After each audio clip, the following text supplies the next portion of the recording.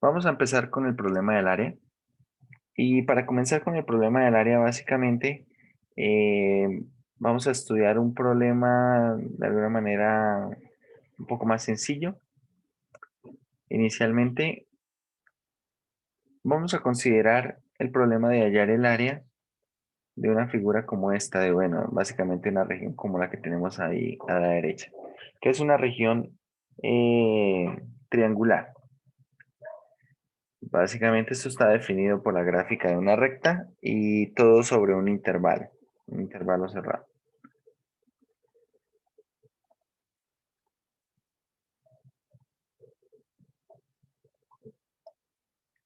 ¿Cuál es la idea?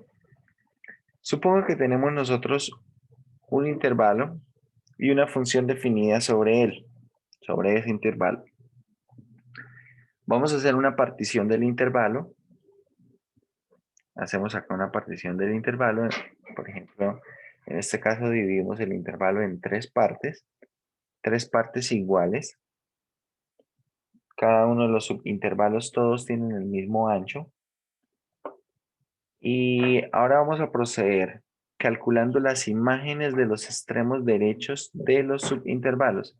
En este caso podemos ver que se calculan las imágenes de los extremos derechos y con eso se construye un rectángulo para cada subintervalo. Por ejemplo, vamos a concentrarnos en el subintervalo de la mitad. Entonces, si yo considero la imagen del extremo derecho del subintervalo, esa imagen sería este valor, sería esta altura. Entonces construimos un rectángulo con esa altura correspondiente a la imagen del extremo derecho, ¿verdad? La imagen del extremo derecho del subintervalo. Y bueno, el ancho del rectángulo será precisamente el ancho del subintervalo.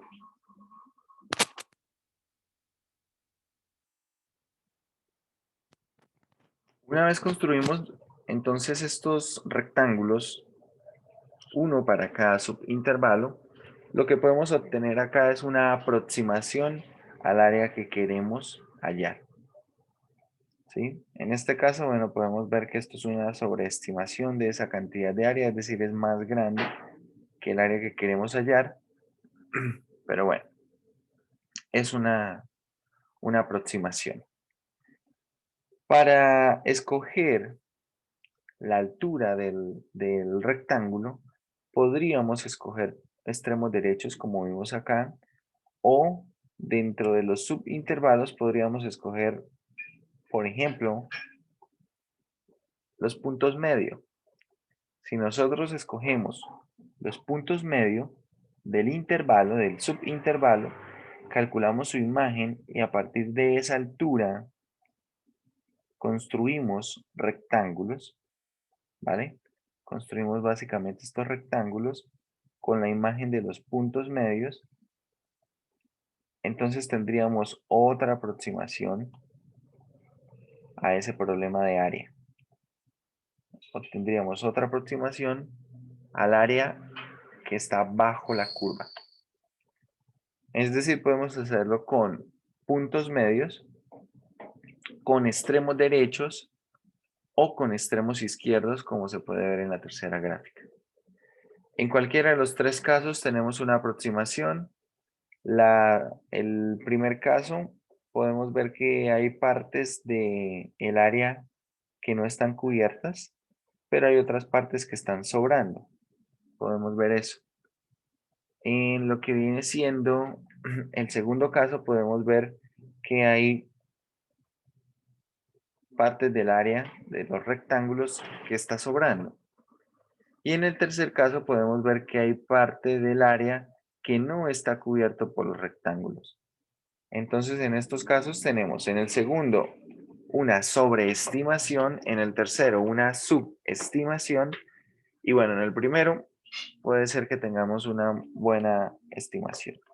Pero bueno, a ver, si nosotros queremos que esta aproximación sea mejor, lo que podemos hacer es tomar más subintervalos. Por ejemplo, si nosotros nos quedamos con la gráfica de, de esta mitad, la segunda gráfica, es decir, con la de los extremos derechos, y vemos que tal vez está sobrando mucha área, entonces lo que podríamos hacer sería una partición de cada subintervalo. Por ejemplo, el subintervalo, vamos a tomar el subintervalo de la mitad y lo voy a dividir en dos partes, ¿bien? En dos subintervalos. De manera que si ahora considero los extremos derechos de los subintervalos y calculo sus imágenes, entonces acá construiría un rectángulo de esta manera y construiría otro rectángulo de esta manera. Sí, es verdad que aún sigue sobrando área, pero si ustedes observan, ahora este pedacito que quedó aquí, que se alcanza a ver de la anterior figura, ya no va a ser contado dentro de esta suma de rectángulos, ¿vale? Y lo mismo hago para cada uno de los intervalos. Es decir, que acá me quedarían, en lugar de 3, ahora me quedarían 6 rectángulos. Y bueno, cada uno de estos rectángulos,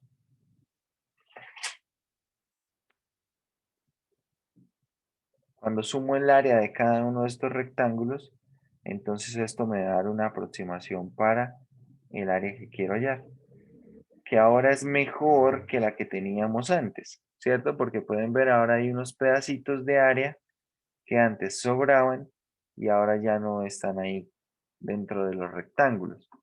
Sigue sobrando área, es verdad. Acá podemos ver que siguen sobrando tramos de área, pero no sobra tanto como antes. ¿Qué se puede hacer para que cada vez sobre menos? Se puede ir aumentando el número de rectángulos. Esto se conoce como refinar la partición.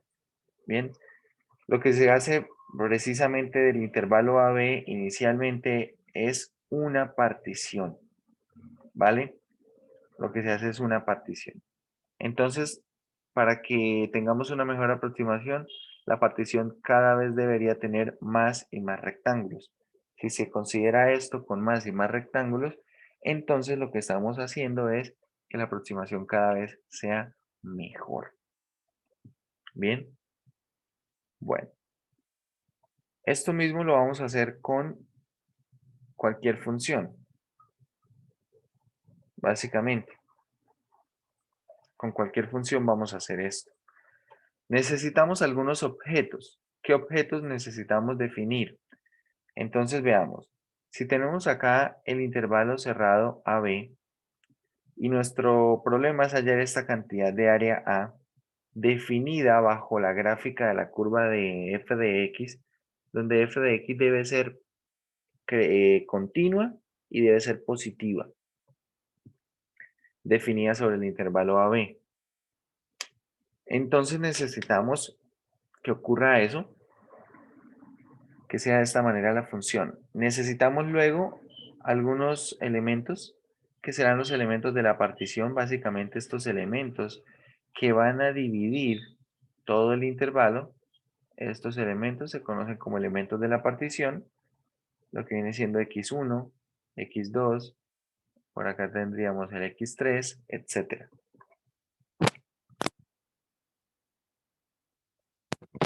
Luego necesitamos algo que vamos a llamar puntos de muestra.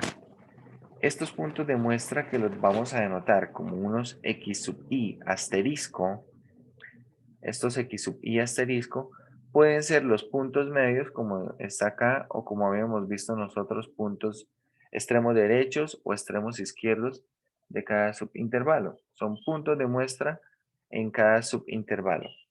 Nosotros vamos a tomar esos puntos de muestra como los extremos derechos. Bien, va a ser una regla para nosotros. Los puntos de muestra van a ser los extremos derechos.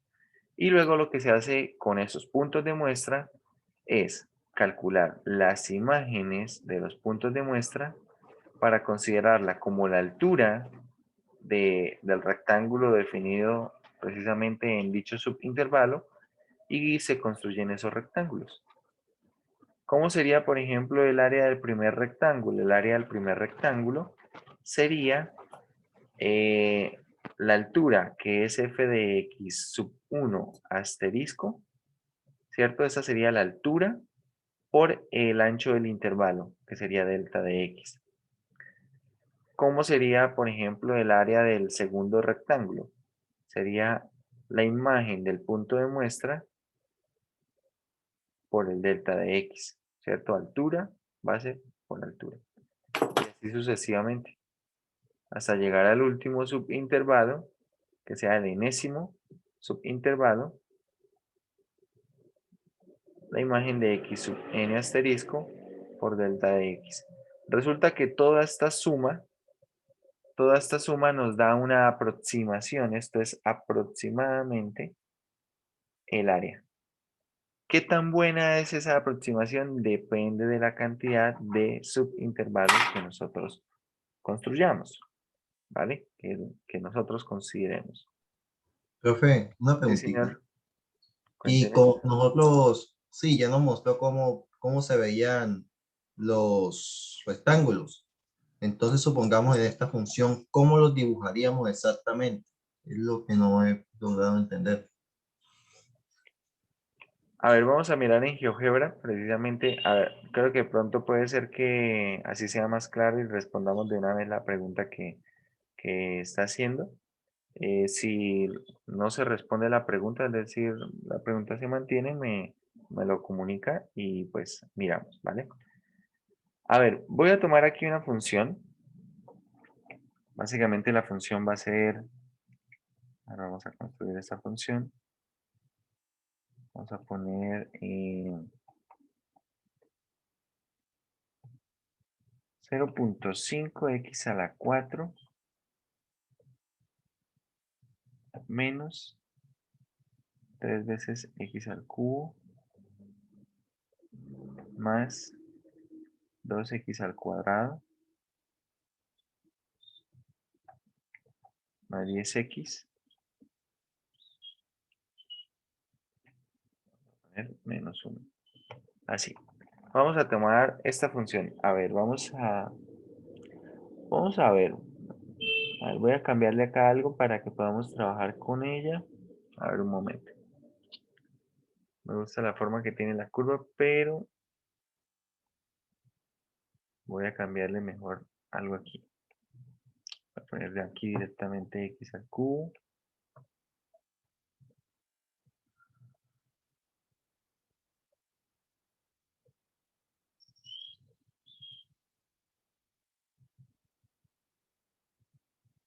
Voy a hacer algunos ajustes acá.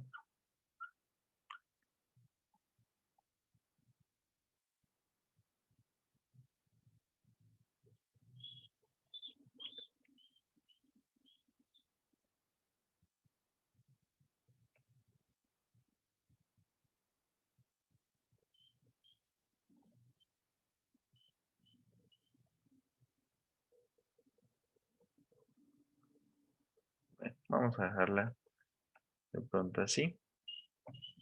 Allá vamos a ver por qué vamos a necesitar un poco funciones de este estilo. Ya iríamos a ver.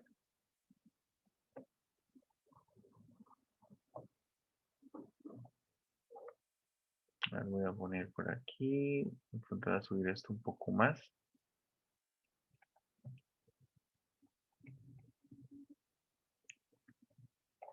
Bien, por ejemplo así. Supongo que yo estoy interesado, o estamos interesados, en hallar el área acotada bajo la gráfica de esta función en el intervalo de 1 a 6. Ven, acá le cambio la escala. En el intervalo de 1 a 6. Estoy interesado en hallar esta cantidad de área. Acá sobre el intervalo de 1 a 6. Necesitamos algunas condiciones sobre la función. Ya vamos a revisar. Esta es la cantidad de área que voy a estar por ahora interesado en hallar. Bien, entonces vamos a ver cómo hacer esto con la construcción que veníamos haciendo. Vamos a hacer primero algunas cosas con GeoGebra y luego lo vamos a hacer de manera analítica, ¿vale? Bien. ¿Qué se necesita de la función? Básicamente de la función se necesita que sea continua sobre ese intervalo y que sea positiva. Cumple ambas condiciones. En el intervalo de 1 a 6 es continua y es positiva. Entonces, mucha atención. Uno podría hacer tal vez una aproximación del área haciendo una construcción rudimentaria para este problema de área. ¿Sí? Básicamente, podríamos hacer una construcción de algunos rectángulos y hacer una aproximación, hacer alguna aproximación con la suma del área de estos rectángulos. Pero resulta que GeoGebra directamente tiene una función o tiene una, ¿cómo decirlo? Una herramienta que hace esto. Entonces acá en la barra de entrada de GeoGebra vamos a escribir suma y acá tenemos varias opciones, varias funciones propias de GeoGebra. Tenemos acá varias funciones y vamos a ir hasta abajo en una que dice suma rectángulos. Bien, suma rectángulos. Vamos a escoger esta. Y lo primero que me pide es que ingrese la función. Entonces, bueno, voy a copiar aquí la función.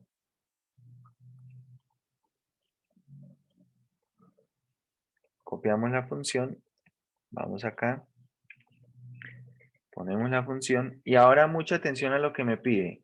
Primero me pide el extremo inferior del intervalo. El extremo inferior del intervalo va a ser 1. Luego me pide el extremo superior del intervalo. Esto va a ser 6. Posteriormente me pide el número de rectángulos. A ver, vamos a decirle 5 por ahora. Y luego me dice posición del rectángulo inicial. Cuando dice posición del rectángulo inicial, esto puede llegar a ser al inicio algo que no se entiende muy bien, lo que nos pide. No tiene nada que ver con el primer rectángulo, no tiene nada que ver con esto. Acá en posición del rectángulo inicial vamos a ingresar un valor entre 0 y 1. Yo voy a ingresar directamente 1. Y ahí, observen, ya nos arroja unos rectángulos. ¿A qué se refiere con esa posición del rectángulo inicial? Básicamente lo que nos está pidiendo es con qué valor o qué valor se va a tomar para el punto de muestra.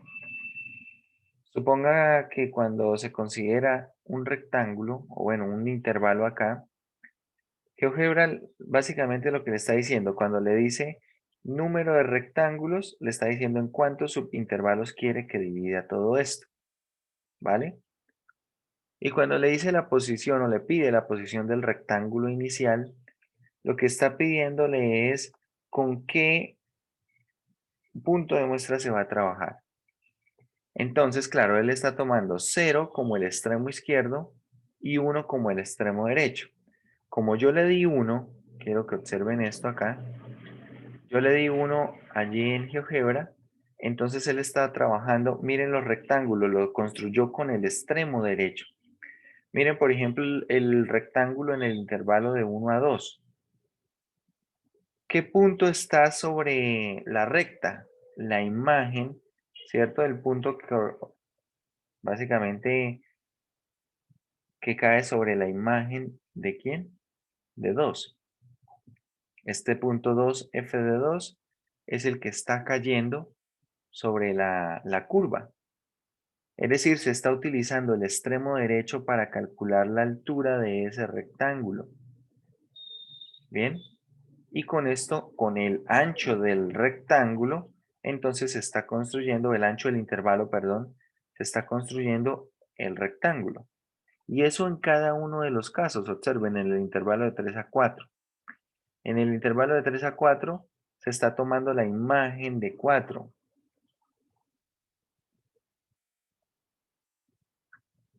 aquí la imagen de 4 como altura para ese rectángulo. El ancho del rectángulo es precisamente el ancho del subintervalo. Y así queda construido ese rectángulo. Y así para cada uno de estos casos, en cada uno de los rectángulos. ¿Qué pasa si yo, por ejemplo, no le doy, a ver, vamos a cambiarle en la posición inicial y no le voy a dar, 1, le voy a dar, por ejemplo, 0. Si le doy 0, quiero que miren más o menos cómo va a quedar la gráfica. Ya no se van a tomar los extremos derechos, sino los extremos izquierdos. Es decir, que la altura del primer rectángulo ahora será esta. Y el primer rectángulo va a quedar así. El segundo rectángulo, ¿cómo va a quedar? Entonces, el extremo izquierdo del segundo subintervalo es 2. El segundo rectángulo quedará así. El tercer rectángulo quedará más o menos así. Acá vamos a tomar entonces extremos izquierdos y lo único que voy a cambiar en ese comando que me pedía GeoGebra, vamos a ver acá para 4, entonces será algo como esto. Lo único que voy a cambiar en el comando que me pedía GeoGebra es que en lugar de darle 1, donde me pedía la posición inicial, ¿qué le vamos a dar? Le vamos a dar 0.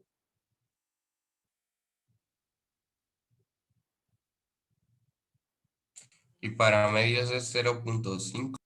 Sí, señor. Para puntos medios entonces será 0.5. Listo, bueno, ahí dibujé los rectángulos y quiero que vean. Ahora voy a ir acá, lo edito directamente. Y aquí en esta parte donde dice 1 al final vamos a poner 0.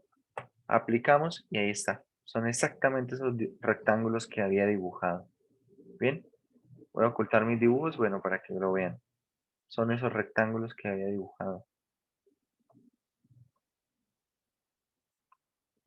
Eso es lo que está haciendo ese comando.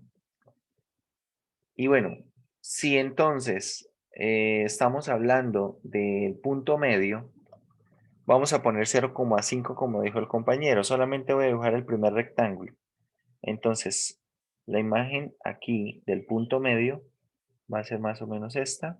Es decir, que el primer rectángulo va a quedar así. ¿Cierto? La altura va a estar determinada por la imagen del punto medio de cada uno de los subintervalos.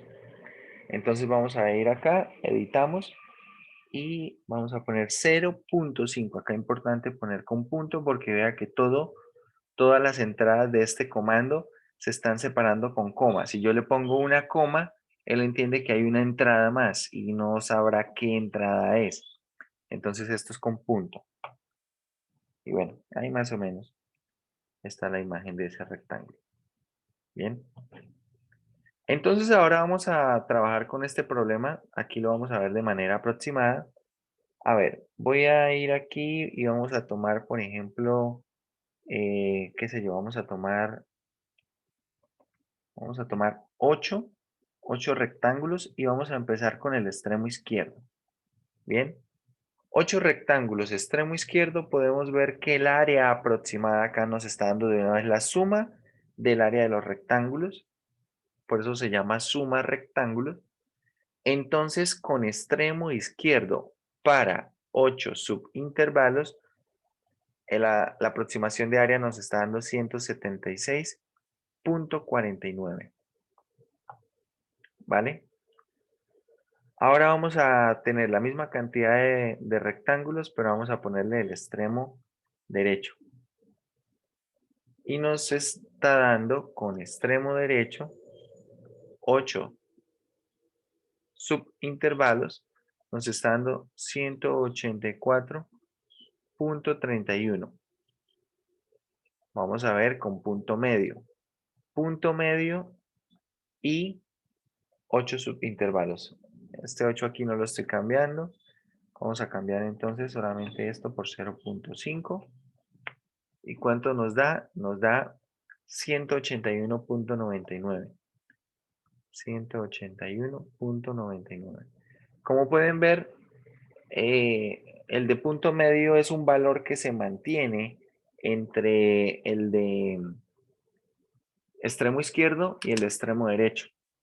El de extremo izquierdo en este caso nos está dando un menor y el de extremo derecho nos está dando más grande, nos está dando un valor mayor. Y el de punto medio nos da un valor que está entre ellos dos. Bien.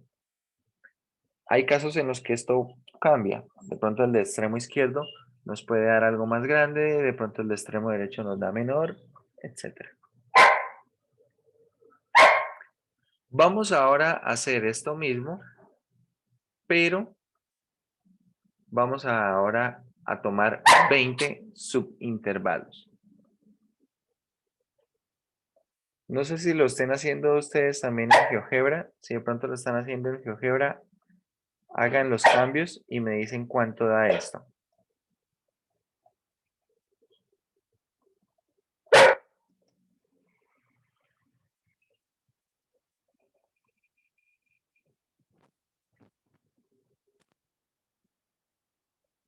Profe, una pregunta. Señor, Sí, todos estos valores que están aquí son correctos, ¿cierto? ¿son correctos en qué sentido? En el sentido de que si un ejercicio nos pide calcular el área, habría tres tipos de posibilidades dependiendo la magnitud de los rectángulos. Pero Tengan en cuenta que exactamente, acá esto es una aproximación del área, ¿no? No ¿ya? nos está dando exactamente el área. Ok. Entonces, ¿son correctos si nosotros hacemos el cálculo, o bueno, si hacemos la cuenta de la suma de las áreas de los rectángulos construidos por extremo izquierdo, por extremo derecho y por punto medio, ¿vale? Pero ninguno de estos tres datos sería, o yo pensaría al menos, que con esta cantidad de subintervalos, tal vez ninguno de estos datos sería exactamente el valor del área que estoy buscando. Es una aproximación. ¿Qué tan cercano está? ¿Qué tan buena es la aproximación? Bueno, eso depende muchísimo de cada función.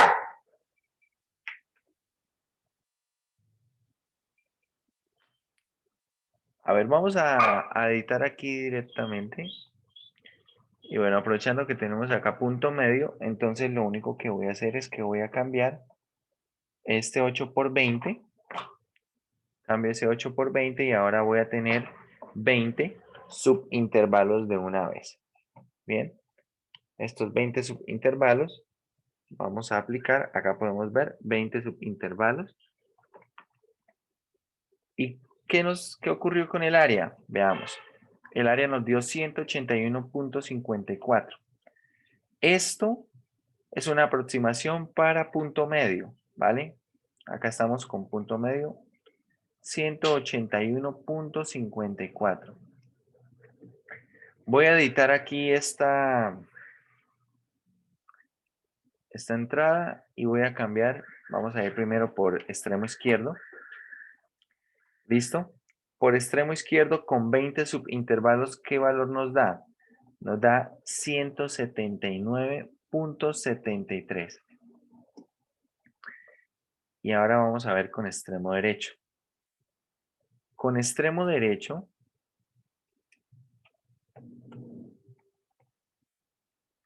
nos da 182.85. Quiero que observen, bueno, cómo están variando estas cantidades 182.85. Si ustedes observan de 8 a 20 subintervalos, ¿qué pasó con la cantidad calculada por extremo izquierdo? Pasó de 176.49 a 179.73, es decir, aumentó. La de punto medio pasó de 181.99 a 181.54. Disminuyó, pero disminuyó poco en comparación a lo que aumentó la de extremo izquierdo.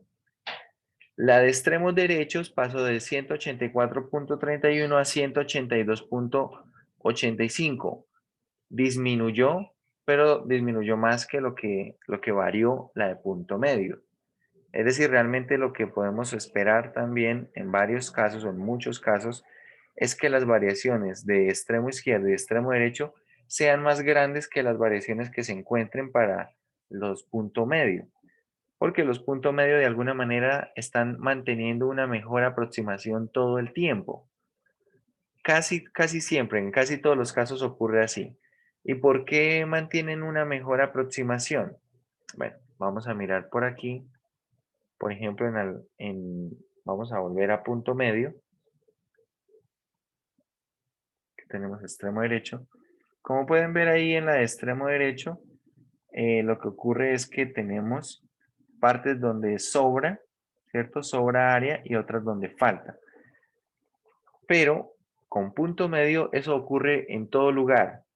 Hay partes donde sobra, pero dentro del mismo intervalo, dentro del mismo rectángulo, tal vez hay alguna parte donde falta. Veamos acá algún rectángulo.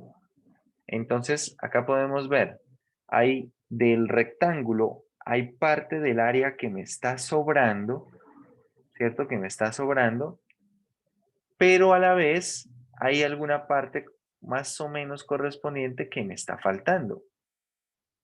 Y eso ocurre para cada uno de los rectángulos. Por eso la de punto medio usualmente es una mejor aproximación. ¿Bien? En cambio, la de extremo derecho, extremo izquierdo, tal vez sobra todo el tiempo, tal vez todo el tiempo queda faltando, depende de la curva, de cómo sea la forma de la curva. Bien, vamos a hacer una última variación. En este caso vamos a dar una cantidad de subintervalos mucho más grande. A ver, esta cantidad de subintervalos podríamos manejarla, por ejemplo, con un deslizador. Vale, voy a tomar acá un valor B. Me dice que cree un deslizador, le voy a decir que sí. Y básicamente vamos a editar el deslizador. Quiero que empiece bueno, vamos a ver, que empiece desde 1, que finalice en 100 y que el incremento sea, vamos a ponerle, a ver, vamos a ponerle que sea de, qué sé yo, de a 2. Bien. Entonces observen, muchachos.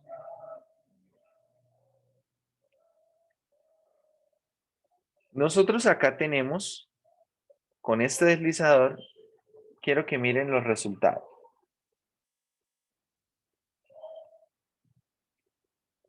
Cuando tenemos solamente un rectángulo, el valor, en este caso, a ver, esto está calculado, está por punto medio, vamos a dejarlo por punto medio para comparar los resultados con punto medio. Cuando tengo solamente un rectángulo, aproximando, ¿cierto? Aproximando el área de la región que me interesa, nos da un resultado de 215. Bien, nos da este resultado, 215. Voy a dejar este resultado por aquí. Y si nosotros empezamos a hacer variar esto, por ejemplo, ahora con 3 rectángulos, ya no es 215, sino es 185.32. Con 3 rectángulos, básicamente 3 subintervalos. Vamos a ir acá a 9. Con 9 ya tenemos 181.88. ¿Vale? Ya tenemos este valor, 181.88. Ahora, con 19 tenemos 181.55. Vamos a aumentar un poco más. Vamos a ir, por ejemplo, a 49. A 49 tenemos 181.47. Observen que la variación prácticamente de los 20 subintervalos hasta 49 subintervalos es muy pequeña, es de 181 la variación del resultado, de 181.54 a 181.47. No ha sido tan significativa. Bien, no ha sido tan significativa. Por otro lado, también quiero que observen cómo cada vez la cantidad los rectángulos se asemejan más a la curva. Voy a ocultar aquí la curva y observen la cantidad de rectángulos o la forma que están asumiendo todos los rectángulos, ¿sí? La unión de esos rectángulos. Cada vez se parece más a la curva. Voy a subir esto hasta, más o menos, vamos a subirlo hasta 100 de una vez. Cuando tenemos esto en 100, observe, tenemos que la aproximación es 181.46. Cuando estábamos en 49 teníamos 181.47. Y de 49 a 100 encontramos 181.46, es decir, varió muy poco. Varió muy poco lo que sería el resultado, con puntos medios, ¿sí? Y aquí tenemos entonces con 100 subintervalos que la unión de estos rectángulos es bastante parecida, ¿cierto? A lo que es la curva. A medida que nosotros vamos avanzando, voy a poner ahora acá esto hasta 500, pero voy a decir, o le voy a decir que aumente de a 10, vamos a ir desde 2. Entonces observen, acá estamos en 100. Vamos a ir aquí, bueno, por ejemplo acá se ve que esto ya se tapiza, ¿cierto? Acá tenemos como 200 más o menos, ahí tenemos 202. Y quiero que miren que de 100 a 200 el resultado no cambió, sigue siendo 181.46. Si voy hasta 500, el resultado sigue siendo 181.46.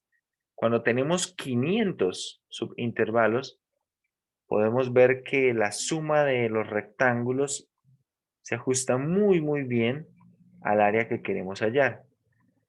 Pero bueno, esto es solamente cuestión de perspectiva. Si nosotros aumentamos la escala, o básicamente empezamos a hacer un zoom, podemos ver que aún se distinguen rectángulos y más aún, podemos ver que aún tiene esta misma característica estos rectángulos. Todavía hay pedacitos donde sobra área, pero hay otros en los cuales falta área. Todavía tenemos esto, aunque en una escala más pequeña, pero se sigue cumpliendo. Es decir, esto aún que tengamos 500 subintervalos, sigue siendo una aproximación al problema del área. No es un valor exacto. Tal vez cuando calculemos vamos a ver que de pronto el resultado efectivamente es un 81.46, ¿sí? Porque acá tal vez lo que empieza a variar son simplemente lo que va a empezar a variar son algunos decimales, quién sabe.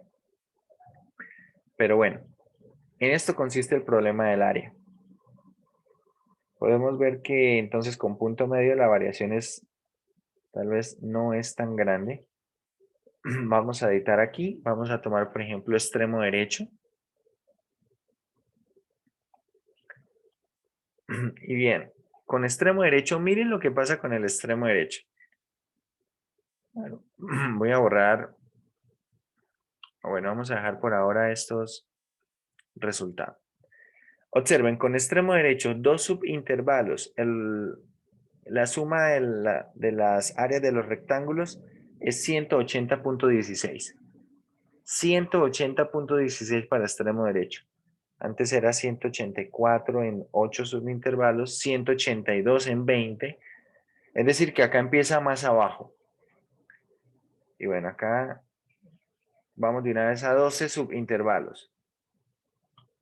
Con 12 subintervalos, ahora va en 183. Es decir, acá ya hizo el proceso de pasar hacia la parte de arriba y empezar a descender. Y aquí la variación empieza a verse. Y observen, aquí con 100 intervalos. Recuerden que con 49 intervalos, más o menos con 50 intervalos, con punto medio nos arrojaba ya el valor 181.46, ¿verdad? Ya nos arrojaba eso. Acá nos da 182.03, ¿vale? Vamos a 100 intervalos, más o menos. Nos da 181.76 con 100 intervalos. Vamos a ver, a 150. 150 nos da 181.66. 200, 181.61. Vamos directamente a 300. 181.56. Vamos a 400. Observen que aún aquí se ve variación. De 300 pasó de 181.56 a 181.54. Y en 500 tenemos 181.42. Ojo, porque con extremo derecho, con 500 subintervalos, estamos obteniendo este resultado. A ver, vamos a escribirlo por acá. Con 500 subintervalos, con extremo derecho, estamos obteniendo el resultado 181.52. Con punto medio y 500 subintervalos, obteníamos el resultado 181.46. Ahí hay una diferencia de todas formas, ¿no? Ahora vamos a ver con extremo izquierdo. A ver, voy a poner aquí. Profe, Sí, señor. disculpe la pregunta, pero entonces siempre viviremos con la incertidumbre de no tener el valor exacto del área de la curva. ¿O hay Por alguna ahora forma sí, de... por ahora sí, porque lo estamos haciendo de manera aproximada. Y bueno, lo que estamos haciendo aquí o lo que quiero que hagamos con todo esto es entender un poco cómo es el tema de la aproximación y cómo se trabaja con el problema del área de manera aproximada. Pero nosotros la vamos a calcular de manera exacta. Ya vamos a decir cómo. Bien, ya vamos a definir cómo resolver el problema del área de manera exacta. Entonces ahí ya se quita esa incertidumbre. Ah, gracias, profe. Vale, miremos entonces acá, a ver, vamos a ver, con dos subintervalos, extremo izquierdo, observen, 148.91, muy por debajo, ¿no? Pasamos a 12, 178.38, mejoró. Pasamos a 20, 179.9. Vamos a 50. Vamos en 180.83. Recuerden que en 50 subintervalos con punto medio ya nos arrojaba desde 50 subintervalos el 181.46. Vamos a 100. A 100 tenemos 181.15. Vamos a 150. 181.25. En 200 tenemos 181.3. Ha ido aumentando de a poco, ¿no? Punto 15, punto 25 y ahora punto 3. En 250, 181.33. En 300 tenemos 181.35. Vamos a ir directamente a 400, 181.38. Y en 500, 181.4. Hay una diferencia y observen que tenemos una cantidad considerable de subintervalos. Tenemos 500 subintervalos. Al menos así como lo vemos desde esta perspectiva macro. Esto debería ser una muy buena aproximación, ¿verdad?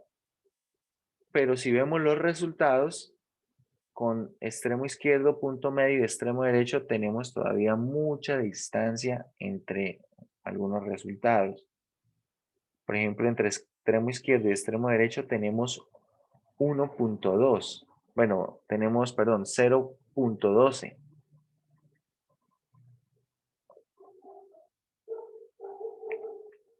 Una décima y 2 centésimas. Entonces aún hay una distancia bastante considerable para considerar algún valor como exacto. Bien, esto es lo que estamos haciendo acá en GeoGebra, más o menos la construcción de este problema del área. Y bueno, de esta manera se concibió originalmente el problema del área. Se concibió como una solución aproximada y una solución iterada. ¿Cuál es la idea? Que a medida que avancemos en el número de subintervalos, el resultado cada vez es más cercano al valor real, al valor exacto. Entonces vamos a describir un método para hallar el valor exacto del área y vamos a aplicarlo al ejemplo que tenemos aquí y a calcularlo de manera exacta. Entonces, ¿qué establece el método? Supongo que queremos hallar, entonces vamos a escribir así. Para hallar el área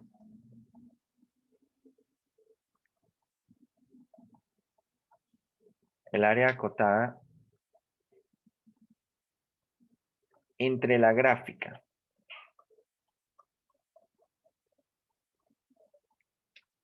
de f de x y el eje x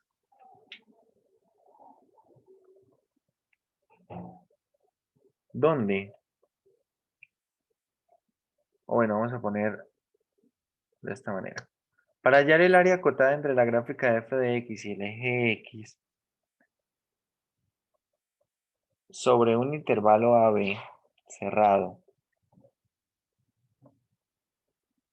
en el cual f de x es continua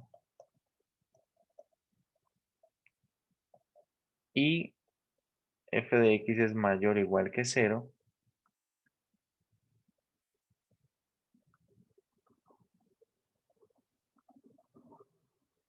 seguimos los pasos.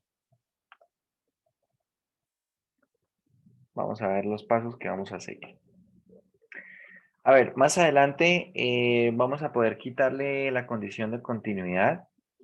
Más adelante también vamos a ver qué podemos hacer para poder trabajar con funciones que no sean todo el tiempo positivas. Pero originalmente el problema del área se consigue así. Bien, originalmente se consigue así, pero más adelante vamos a ver qué pasa si, por ejemplo, agrego algún punto de discontinuidad o básicamente si consideramos una función con discontinuidad dentro del intervalo, discontinuidad que inicialmente vamos a necesitar que sea de tipo finito, es decir, que sea una discontinuidad de salto o una discontinuidad por falta de imagen, pero no una discontinuidad por asíntota inicialmente. Cuando estemos en la sección 7. Creo que es 7.9. No, mentiras, 7.8 tal vez debe ser. 7.8 o 7.7. Cuando estemos estudiando integrales impropias, vamos a poder estudiar el caso en el cual se presentan discontinuidades por asíntota. Y allí veremos qué pasa, cómo calcular entonces el problema del área. También vamos a ver, no muy lejos, tal vez un poco más cerca, qué hacer cuando la función no sea positiva todo el tiempo y si igual queremos hallar el área acotada entre la gráfica de la curva y el eje X. Ya vamos a ver qué hacer. Por ahora vamos a tener estas condiciones y con estas condiciones vamos a definir los siguientes pasos. Primer paso. Vamos a ponerlo con número. Definir el delta de x. Recordemos, o bueno, miremos, el delta de x es el ancho de cada uno de los subintervalos. Delta de x se calcula como b menos a sobre n, donde b y a son los extremos del intervalo sobre el cual está definida f. Primero definimos esto, el delta de x. Segundo, vamos a definir nuestra partición. Establecer la partición. Para establecer la partición, a ver, vamos a guiarnos de un dibujo acá. Vamos a tomar acá el intervalo desde A hasta B. y vamos a considerar la partición, bueno, que la partición básicamente tiene acá estos elementos. Entonces, el primer elemento lo vamos a llamar x sub 0, que va a ser exactamente el valor a. Primer elemento de la partición, x sub 0, que va a ser exactamente a. Segundo elemento lo vamos a llamar x sub 1, el siguiente x sub 2, el siguiente x sub 3 y así sucesivamente. El último será x sub n, que es el valor de b. Entonces, observen una cosa. Delta de x es el ancho de cada uno de los subintervalos. Es decir, todos los subintervalos tienen un ancho delta de x. Todos tienen ese mismo ancho. El ancho es delta de x. Bien. Entonces, por ejemplo, ¿quién es x sub 1? A partir de la gráfica, más o menos es claro que x sub 1 es el valor inicial, vamos a ponerlo así, a más delta de x, ¿cierto? Desde a me muevo delta de x hacia la derecha, el delta de x es positivo, por eso cuando sumo delta de x me voy a mover hacia la derecha, ahí en la recta, y llego a esa posición final que sería x sub 1. ¿Quién es x sub 2?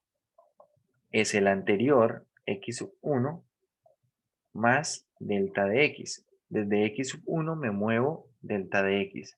Pero x sub 1 era a más delta de x. Entonces tengo a más delta de x más delta de x. ¿Eso es igual a qué? Eso sería igual a más 2 veces delta de x. ¿Correcto? ¿Quién es x sub 3? Sería x sub 2 más delta de x. X sub 2 es a más 2 veces delta de x. Y le sumo una vez más delta de x, entonces nos queda a más 3 veces delta de x. Así sucesivamente. De manera que el término general, ¿cómo es? X sub i, ¿quién será, muchachos? ¿Quién es x sub i? ¿Qué dicen? X, A más n delta x. ¿A más qué? ¿Será a más qué? Se asigna el valor, no sé, profe, algún valor a ese número, 2 3 algún. N, ¿Por qué n? A más I, ¿no? Eso. A más i veces Delta x. delta de x, ¿cierto? Porque estoy con el índice i. Y así sucesivamente hasta llegar, bueno, al último que es xn. Y bueno, xn es el valor b, ¿vale? Xn va a ser ese valor b. Bien, vale. Entonces, si nosotros observamos esta forma de construir la partición, es una partición homogénea, una partición en la cual todos los subintervalos tienen el mismo ancho. Ahora lo que vamos a proceder es a escoger nuestros puntos de muestra. Tercer paso, puntos de muestra. Resulta que para nosotros, como lo dije, nosotros vamos a escoger el punto de muestra como el extremo derecho.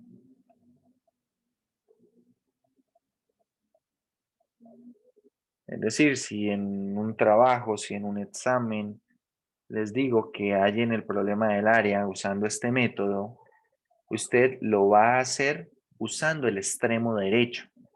Bien, siempre para nosotros extremo derecho.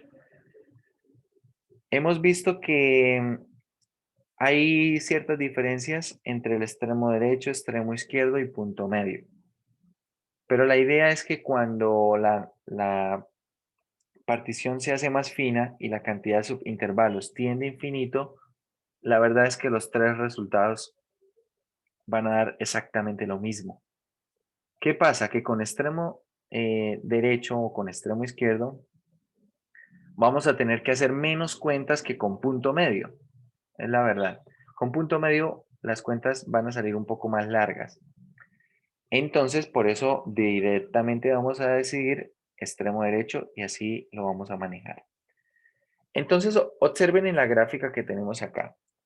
Si yo tomo como punto de muestra los extremos derechos, entonces el primer intervalo es desde x sub 0 hasta x sub 1. Por lo tanto, el mismo x sub 1 sería el primer punto de muestra. ¿De acuerdo? Es decir, este sería x sub 1 asterisco. El x sub 2 sería el segundo punto de muestra porque es el extremo derecho del segundo subintervalo. Sería el x sub 2 asterisco, el mismo x sub 2 y así sucesivamente. Es decir, en general, lo que podemos resaltar es que el iésimo punto de muestra en general, el iésimo punto de muestra es exactamente el x sub i, así como estamos haciendo la construcción. Es decir, esto es a más i veces delta de x. Ese va a ser mi punto de muestra. Bien, si nosotros escogemos extremos izquierdos, entonces el punto de muestra no será así. Será diferente. Si escogemos puntos medios, también será diferente. Una vez tenemos nuestros puntos de muestra, el último paso es calcular el límite. Vamos a hacer este límite, a ver. Si yo tomo el f de x y asterisco y lo multiplico por delta de x, f de x y asterisco va a ser la altura del iésimo rectángulo, ¿verdad? Lo multiplico por delta de x, me está dando el área del iésimo rectángulo. Ahora, si yo sumo esas áreas, desde i igual 1 hasta n, tengo entonces la suma de todas las áreas de todos los rectángulos que forman la partición. Entonces acá tengo una aproximación para el problema del área. Pero si a esto, a ver, así tal cual, esto sería aproximadamente el área, ¿vale? Pero si a esto yo le calculo el límite cuando n tiende a infinito, es decir, cuando el número de subintervalos tiende a infinito, resulta que esto es exactamente el área.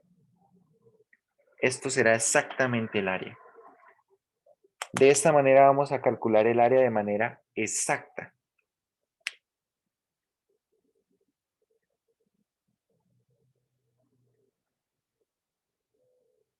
Bien, entonces vamos a tomar como ejemplo el ejercicio que venimos desarrollando. Y vamos a hallar el área. Vamos a hallar el área de ese problema. Entonces, a ver, muy concentrados todos. Vamos a ir haciendo las cuentas. Entonces, el problema básicamente dice, bueno, hallar el área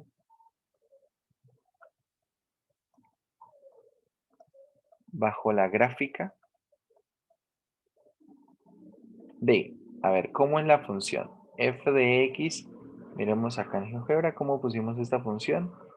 Menos 0.5, que es un medio, x al cubo, más 2x al cuadrado, más 2x al cuadrado, más 10x, más 10x más 5, ¿verdad? Así.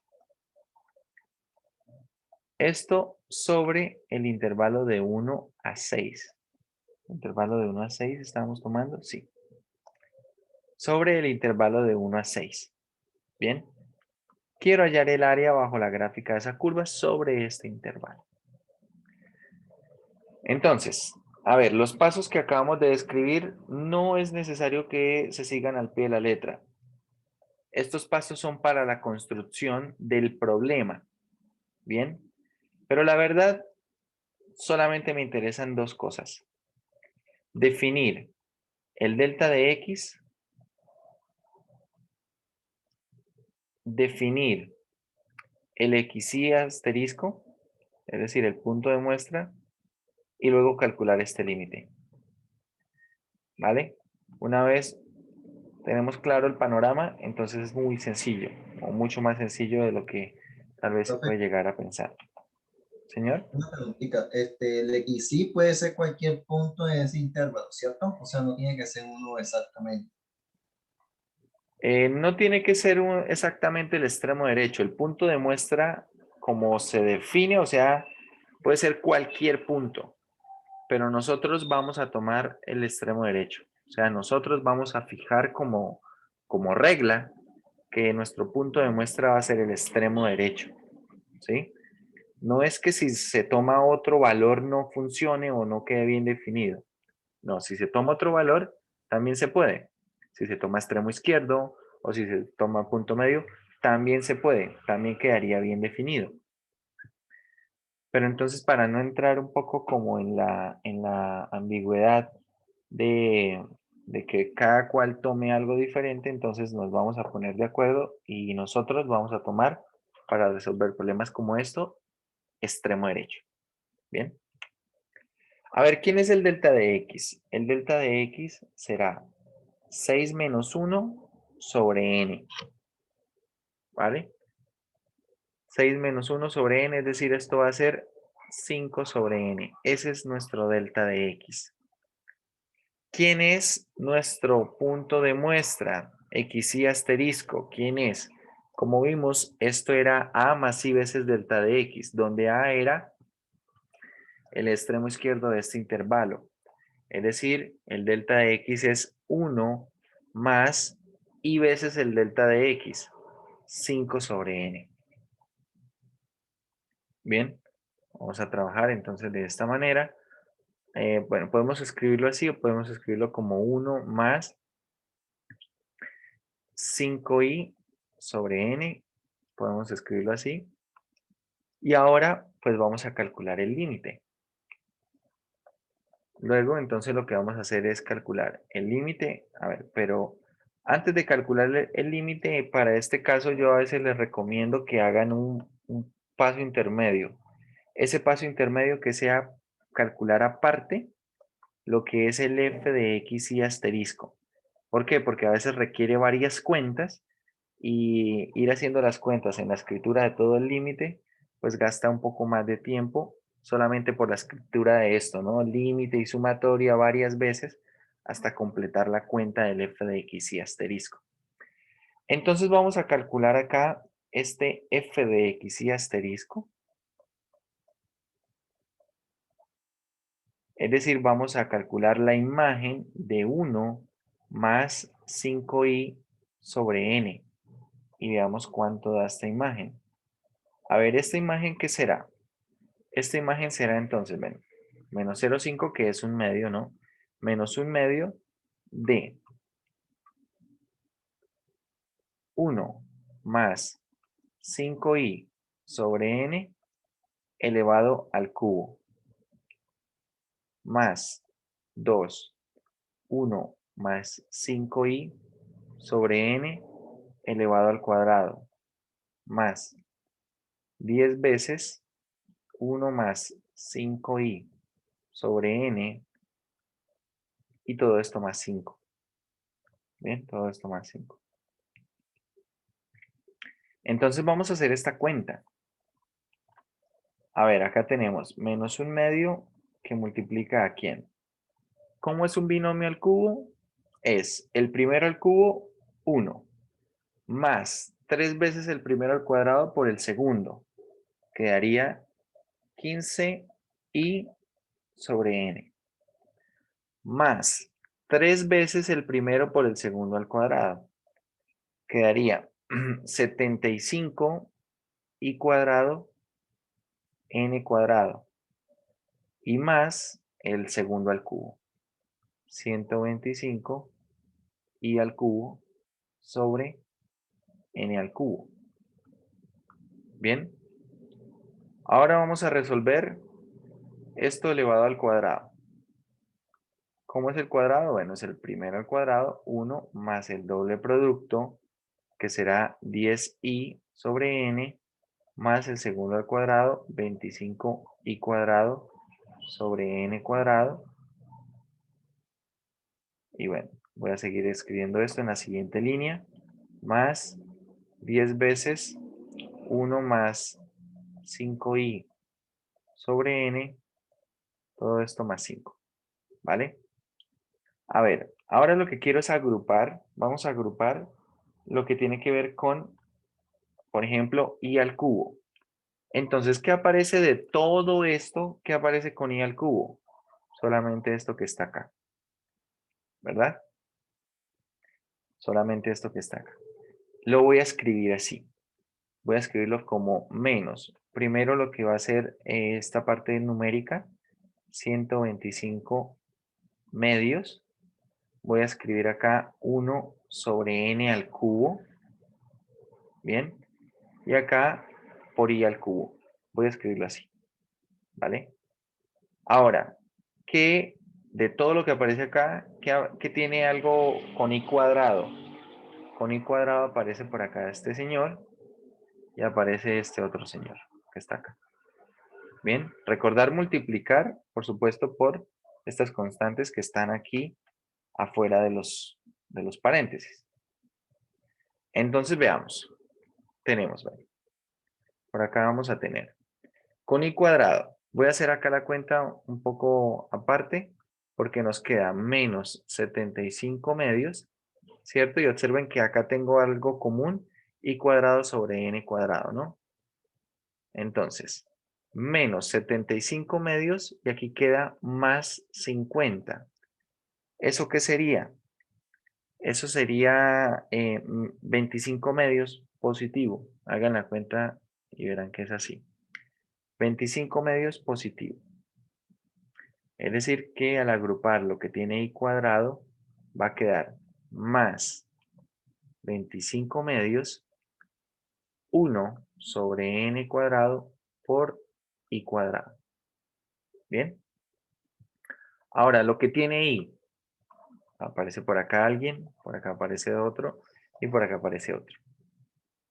Todo lo que tiene i. Tenemos entonces menos 15 medios más 20, vayan haciendo la cuenta allí, más 50. Profe, ¿qué gana ese 25 medios? ¿Usted lo cogió el segundo paréntesis?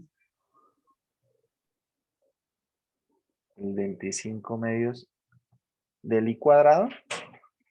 Correcto. A ver, ese 25 medios, ¿de dónde resulta? Tenemos acá 75 por menos un medio. Queda menos 75 medios. Más 25 por 2, que sería 50.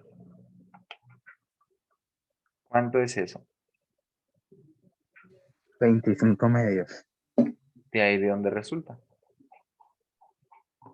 Ok, profe, muchas gracias. Ahora, ¿cuánto resulta lo que tiene i? Todo lo que tiene i. Tenemos entonces por acá menos 15 medios. Por acá tenemos 10 por 2, más 20. Y por acá tenemos 5 por 10, más 50. Tenemos 70, 125 medios. 125 medios. Sí, señor. Sí, señor. Vale. Entonces esto es más 125 medios. Más 125 medios. Vamos a dejar acá 1 sobre n por i. Y ahora solamente me quedan las constantes. Es decir, me queda 1 por menos un medio, 1 por 2, 1 por 10 y 5. ¿Cuánto da todo eso? Tengo entonces menos un medio, más 2, esto es 3 medios, y más 15, esto sería 33 medios. Sí, señor. Sí, señor. Sí, profe. Listo. Entonces, ese es el resultado de f de x y asterisco. Por eso les digo que es mejor hacerlo antes. Aquí tenemos el resultado, sobre todo si tenemos que evaluar y calcular varias cosas, como en este caso. Y ahora sí, este resultado lo vamos a involucrar en nuestra sumatoria. Entonces, ahora sí, ¿el área quién es?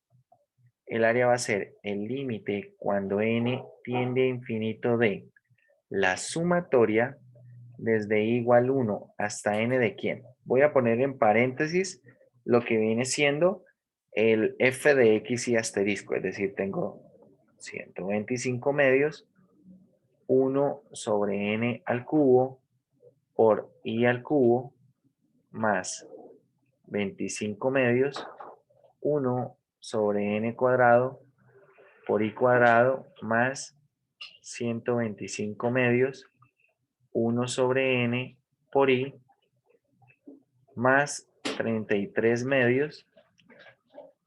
Esto es el f de x, sí, asterisco. Y ahora multiplico por delta de x. Delta de x, ¿quién es? Es 5 sobre n, ¿verdad? El delta de x es 5 sobre n. Y ahora la idea es calcular el límite de esta sumatoria. Entonces, mucha atención a lo que vamos a hacer. Acá necesitamos estar muy concentrados. Lo que vamos a hacer primero es separar todo esto en varias sumatorias. Bien, tenemos propiedades de sumatorias que nos permite la sumatoria de una suma, separarlo en suma de sumatorias.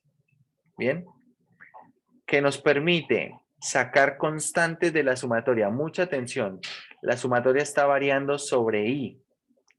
Por lo tanto, todo lo que sea, lo que dependa de n, yo lo puedo sacar directamente de cada una de las sumatorias, ¿vale? De cada una de las sumatorias. Entonces vamos a hacer eso. A ver, vamos a ver si no nos perdemos. Y voy a ir multiplicando de una vez por el 5 sobre n, haciendo la distributiva. Es decir, la primera sumatoria, ¿cómo queda? Tengo 5 sobre n multiplicado por esta parte que está acá. ¿Qué es? Será menos 625, que es 5 por 125, sobre 2. El n que está en el denominador multiplica a este 1 sobre n al cubo, es decir, va a quedar 1 sobre n a la 4. Eso sería constante dentro de la primera sumatoria. ¿Por qué? Porque está variando sobre i la sumatoria. Entonces, sumatoria de i igual 1 hasta n de quién? De i al cubo. ¿Vale? Saqué la constante de la primera sumatoria y lo dejo de esta manera. Bien, voy a escribir la otra sumatoria en amarillo. Más, la siguiente sumatoria, ¿cómo queda? A ver.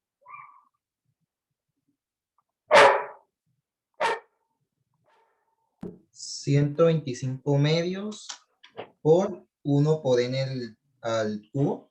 A ver, un momento, sí. 125 medios por 1 sobre n al cubo, perfecto.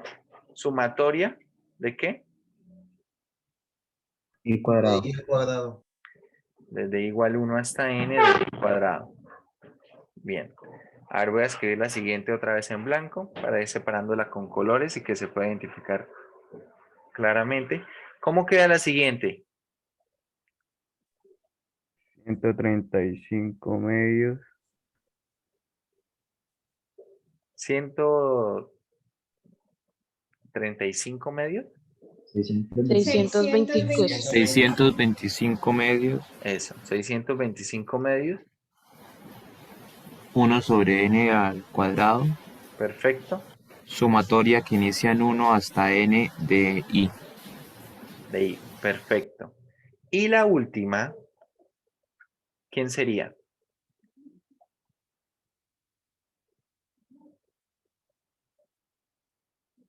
Ah, es la que me estaban dictando ahorita, era la última, ¿no? 165 160, medios de 1 sobre n, y acá nos queda la sumatoria simplemente de 1, ¿cierto?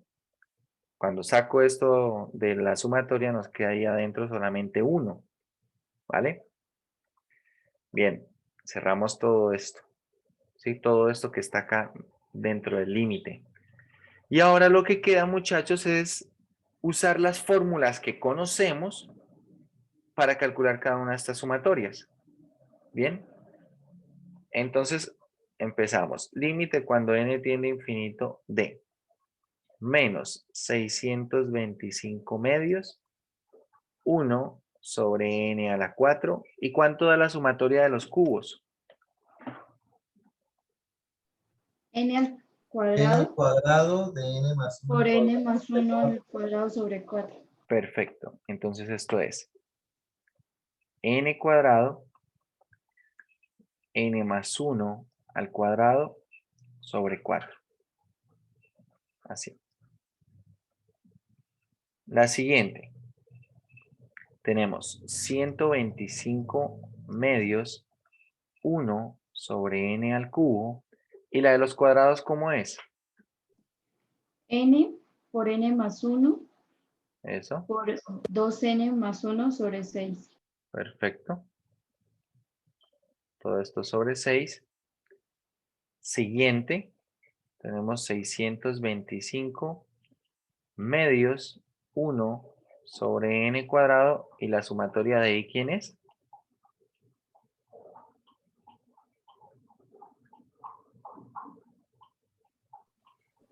N ¿Sí? por N más 1 sobre 2. Eso. Finalmente, acá tenemos 165 medios, 1 sobre n, y la sumatoria de una constante. Recuerden que esto es la constante, que será 1, por el número de índices, que es en este caso n. Vale. Ahora, ¿qué queda por hacer? Lo que queda por hacer es simplificar y calcular el límite. Vamos a ver. Tenemos entonces límite cuando n tiende a infinito de. A ver, vamos a simplificar algunas cosas que se puedan.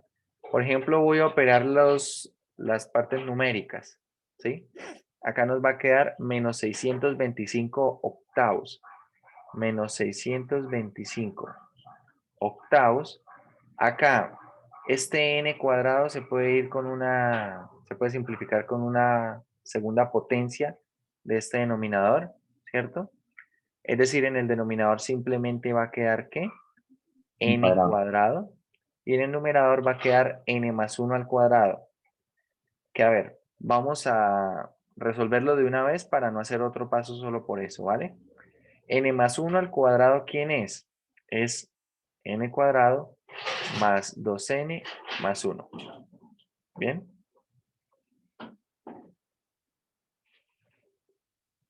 Siguiente, tenemos 125 doceavos. 125 doceavos. Y aquí, por ejemplo, podemos simplificar esta n con una potencia del n al cubo del denominador, de modo que en el denominador va a quedar, n cuadrado, y en el numerador va a quedar el producto de estos dos factores. Es decir, va a quedar 2n cuadrado. Lo que queda con n sería n por 1 más 2, 1 por 2n, sería más 3n, más 1. Bien. Ahora, del siguiente, ¿qué queda? 625 cuartos. Nuevamente, este n con una de esas n del denominador se simplifican. ¿Y cómo queda? Queda simplemente n y en el numerador n más 1. Bien. Y al final tenemos, bueno, este 1 sobre n con el n se simplifican y queda 165 medios. Cerramos acá todo este paréntesis y por ahora esto es lo que llevamos para el límite. Por ahora esto es lo que llevamos. Bien, resulta que para este límite yo puedo, por ejemplo, separar esto en varias fracciones de manera que quede así. Límite cuando n tiende a infinito de. A ver, acá voy a tener menos 625 octavos factor de. Este n cuadrado más 2n más 1 sobre n cuadrado lo voy a separar en 3 fracciones. ¿Bien? De manera que la primera fracción es n cuadrado sobre n cuadrado, 1. La segunda fracción es 2n sobre n cuadrado, queda 2 sobre n. La tercera fracción es 1 sobre n cuadrado, que es 1 sobre n cuadrado. ¿Vale? Voy a hacer lo mismo con lo demás. Tengo entonces más 125 doceavos factor d. ¿Factor de quién? De 2 más qué? Más 3 sobre n y más 1 sobre n cuadrado. Bien. Siguiente, tenemos más 625 cuartos. ¿Factor de quién? De 1 más 1 sobre n. Y todo más 165 medios. Si todas las cuentas hasta el momento están bien, entonces lo único que queda es evaluar el límite. Resulta que cuando tengo finalmente esta presentación, esta acomodación, al calcular el límite, al evaluar el límite, ¿cuánto es el límite cuando n tiende a infinito, por ejemplo, de 2 sobre n? ¿Hacia dónde tiende eso? 0. Perfecto. Es decir, que esto va a tender a 0 en el límite. 1 sobre n cuadrado va a tender a 0 también en el límite. 3 sobre n tiende a 0. 1 sobre n cuadrado tiende a 0. 1 sobre n tiende a 0. Y todo lo demás queda con constantes. Es decir, que el resultado de todo este límite, ¿quién es? Es menos 625 octavos más 2, mucha atención acá multiplicando, 2 por 125 doceavos sería 250. 125 sextos o 250 doceavos, como quieran verlo.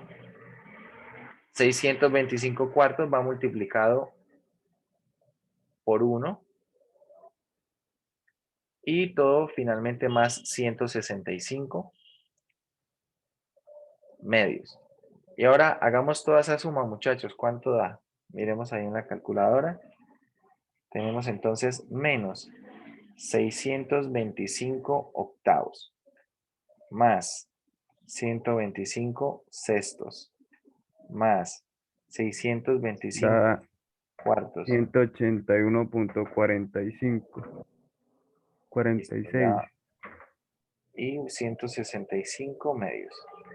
A ver, todo en fracción a mí me está dando 4.355 sobre 24, ¿cierto? 24 avos.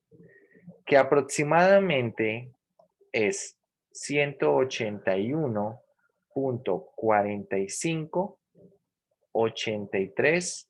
Parece ser que acá es 3 periódico, ¿no? Al menos aparecen 4, 3. Este es el valor aproximado. Y la fracción, este es el valor exacto. El valor exacto del área. Este es el área que estábamos buscando. Bien.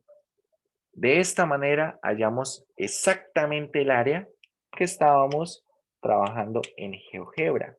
Como podemos ver, aquí cuando trabajábamos en GeoGebra con punto medio, punto extremo derecho y extremo izquierdo, por ejemplo, acá el último con el que nos quedamos fue con el extremo, a ver, ahí tenemos los resultados. Cuando teníamos 500 subintervalos, el que más se acercaba era el de punto medio, que es 181.46. Sin embargo, tengan en cuenta que el resultado es 181.4583.333. ¿Vale? El de 500 subintervalos, aunque es el más cercano de los tres, sigue siendo una aproximación con 500 subintervalos. Bien. De esta manera, entonces, hallamos el valor exacto del área. Hay varias cuentas que hacer. ¿Sí?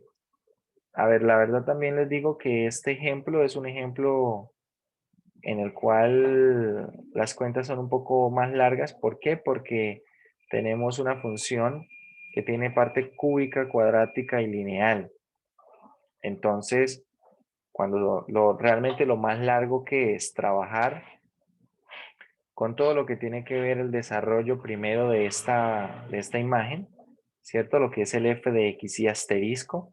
Cuando vean ustedes que esto es un poco largo, el cálculo de f de x y asterisco, háganlo antes de llevarlo al límite de la sumatoria. Porque si no lo hacen antes, entonces pues todos estos pasos tendrán que hacerlos a medida que escriben límite de la sumatoria de. Y pues ahí la verdad es que gastarán un poquito más de tiempo solamente con la escritura.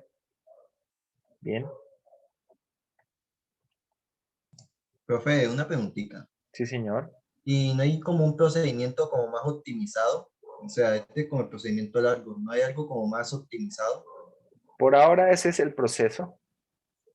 Más adelante vamos, como les digo, más adelante vamos a tener más herramientas y vamos a ver cómo poder resolver este problema.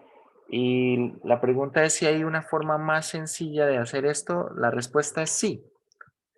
La respuesta es sí, hay otras formas de hacer esto, pero pues es importante ver cómo se hace esto de una manera más rudimentaria, podemos decirlo así. Esto atiende a cómo se resolvía el problema un poco se acerca a cómo se resolvía el problema, cómo se planteaba la solución del problema en los primeros inicios de lo que fue el cálculo integral.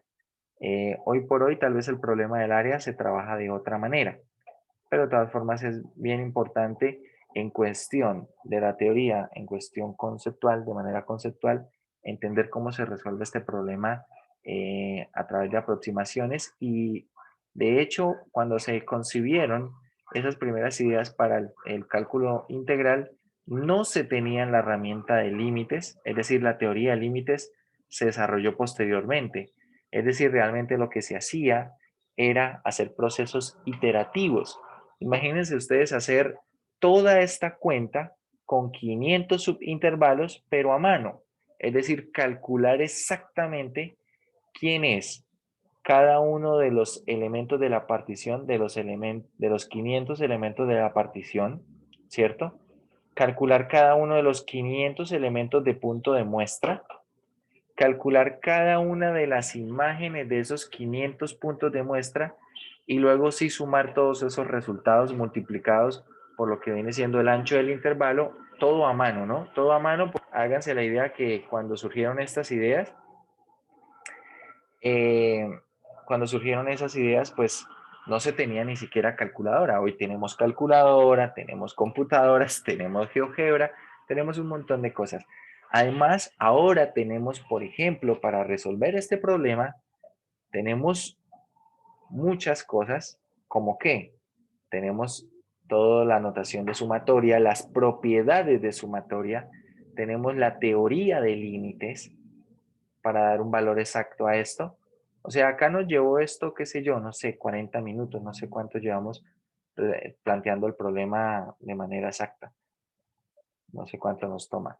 Pero imagínense, como les digo, hacer todo eso a mano, sin calculadora, haciendo todo de manera aproximada. Bien, como dice alguien por ahí, tal vez eso era mucho tiempo libre que tenían en esa época. Sí, pues en esa época no había internet, ¿cierto? No habían televisores, no habían computadores, no habían redes sociales. Entonces, pues realmente la gente se dedicaba un poco más al estudio de algunos problemas, ¿no?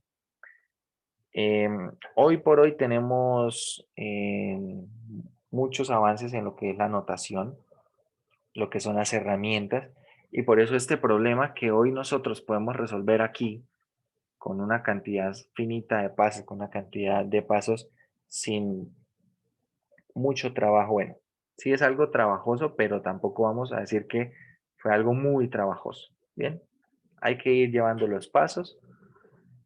Esto, pues imagínense, hace, qué sé yo, 200 años, ¿sí?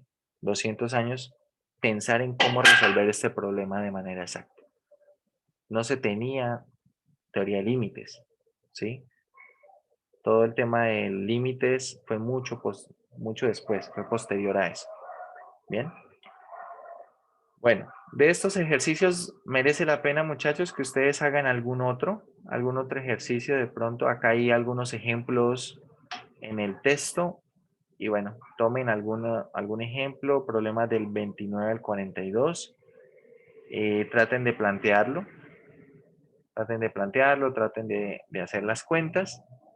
Y bueno, para la próxima clase ya vamos a empezar con la integral definida, vamos a ver algunas repercusiones del estudio de la integral definida. Realmente esto se va a ver otra vez como una suma de Riemann, es decir, la integral definida de hecho se define como límite de una sumatoria de estas, y ya vamos a ver algunas propiedades y tal vez algunos problemas, como el problema del área, pueden resultar eventualmente siendo más fáciles.